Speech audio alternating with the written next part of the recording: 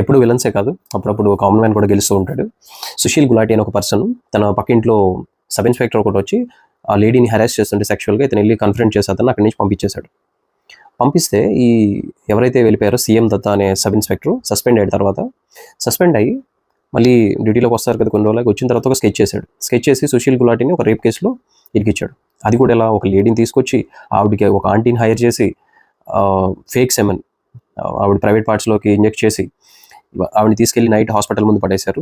Gate దగ్గర ఇద్దరిని ఏడవడానికి రెడీగా పెట్టారు. వాళ్ళ వెంటనే ఏడుస్తూ వచ్చి మేము చూసాం పలానా వ్యక్తి రేప్ చేశాడు, ఒక సినిమా లెవెల్లో చేశారు. చేసి అతను అరెస్ట్ చేసి ఆ ప్రీటెక్స్ట్ మీద కస్టోడియల్ టార్చర్ చేశారు, కొట్టారు ఇదంతా. బట్ అతను కోర్టుకు వెళ్తే కేసు క్రైమ్ బ్రాంచ్కి ఇచ్చారు, సిఐడికి. సిఐడి వాళ్ళు యాక్చువల్ ట్రూత్ బయటికి తెచ్చారు, ఇదంతా ఫ్రేమ్ చేశారు అని. సో అతను వదిలేశారు ఇమీడియట్గా, 6 monthsలో వదిలేశారు. బట్ కస్టోడియల్ టార్చర్ జరిగింది. ఇప్పుడు వీళ్ళందరి మీద కేసు అయింది. వీళ్ళందరి మీద కేసు అయ్యి ఈరోజు ఢిల్లీ హైకోర్టు కన్ఫర్మ్ చేసింది ఈ ఎవరైతే ఇన్వాల్వ్ అయ్యారో వాళ్ళకి 4 to 5 years jail term and 3 lakhs fine వేసింది.